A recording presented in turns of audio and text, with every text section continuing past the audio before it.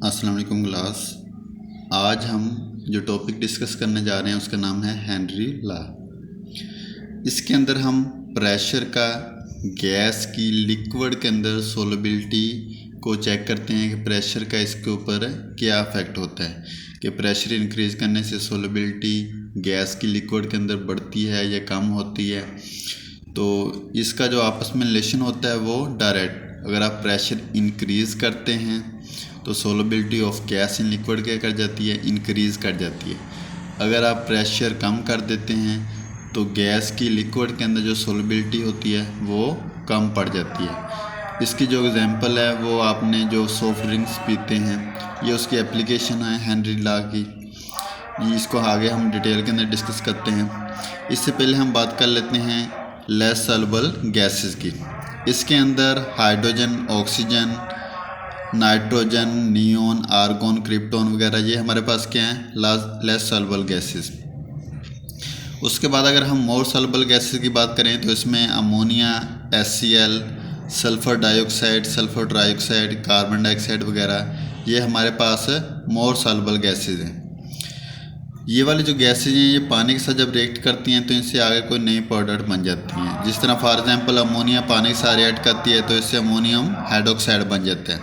अगर sulphur dioxide पानी के साथ रिएक्ट करती है तो इससे सल्फ्यूरिक एसिड बन जाता है। अगर कार्बन डाइऑक्साइड पानी के साथ रिएक्ट करती है तो इससे कार्बोनिक एसिड बन जाता है। लेकिन ये वाले जो गैसेज हैं ये अगर पानी के साथ रिएक्ट करती हैं तो इनसे आगे प्रोडक्ट वगैरह नहीं बनते। तो ये क्या हैं, लेस सॉल्युबल गैसेस हैं, और ये क्या है, मोर सॉल्युबल गैसेस।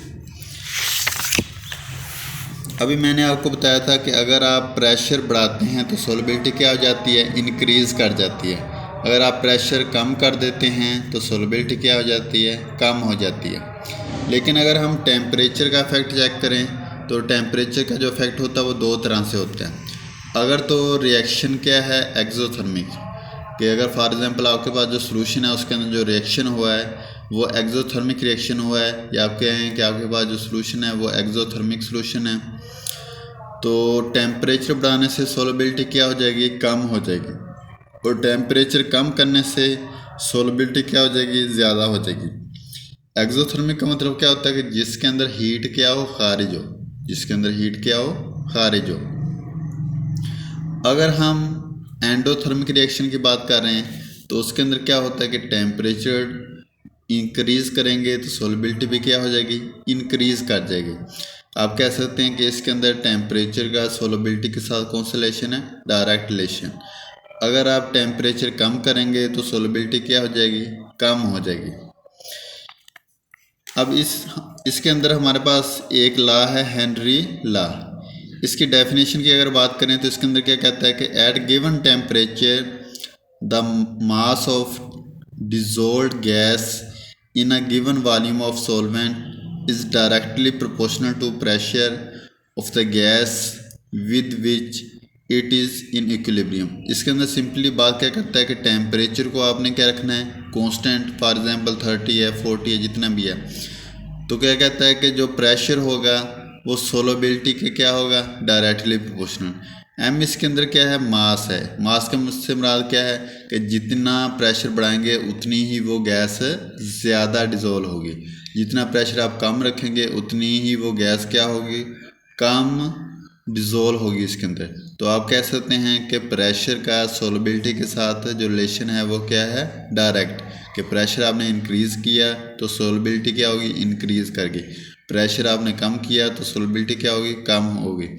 इसी तरह इसके अंदर क्या है कि प्रेशर आपने ज़्यादा किया तो ज़्यादा अमाउंट ऑफ गैस क्या होगी, डिज़ोल्व होगी। अगर आप प्रेशर कम रखेंगे तो जो गैस लिक्विड के अंदर डिज़ोल्व होगी वो क्या होगी, कम होगी। इसके अंदर जो P है वो क्या है, partial pressure of gas at constant temperature, और M इसके अंदर क्या है, मास of dissolved gas at given temperature. अगर हम ये प्रोपोर्शनैलिटी साइन ख़त्म करते हैं तो इसकी जगह कोई ना कोई कांस्टेंट आ जाएगा। अब इसके अंदर जो कांस्टेंट हमारे पास आ रहा है वो KH है, इसको हम बोलते हैं हेनरी कांस्टेंट। अब इसको हम डायग्राम की मदद से देखते हैं। ये हमारे पास कोई एक बीकर है, इसके अंदर ये नीचे हमारे पास कोई लिक्विड है, वाटर सपोज कर लें उसको, ऊपर हमारे पास कोई गैस है, अमोनिया कर लें, कार्बन डाइऑक्साइड कर लें, तो ये ऊपर हमने कोई वेट इसके ऊपर रखा हो। वेट का मतलब आप समझ लें कि हम इसके ऊपर कोई प्रेशर एग्जर्ट कर रहे हैं। जो इसका टेम्परेचर है वो T1 है, और जो इसका प्रेशर है वो P1 है। टेम्परेचर इसका क्या है T1 और प्रेशर इसका क्या है P1।